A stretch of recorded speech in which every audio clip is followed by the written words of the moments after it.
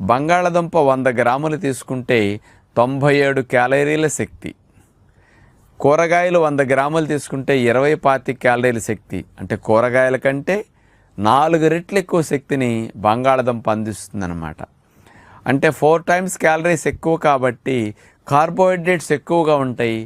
తేలిగ్గా డైజెషన్ అయిపోయి త్వరగా బ్లడ్లోకి వెళ్ళిపోయి మరి శరీరానికి కావలసిన క్యాలరీస్ని పుష్కలంగా అందించేస్తాయి కదా.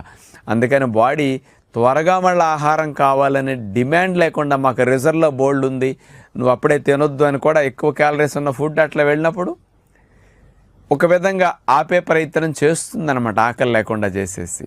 ఇది అందరికీ తెలిసిందే. రెండవ సైంటిఫిక్ రీజన్ ఏమిటంటే బంగాళాదుంపను తిన్న తర్వాత అందులో ఉండే ఒక కెమికల్ కాంపౌండ్ ఏమిటంటే పొటాటో ప్రోటీనేజ్ ఇన్హిబిటర్ 2 అనేది ఇందులో ఉంటుందన్నమాట.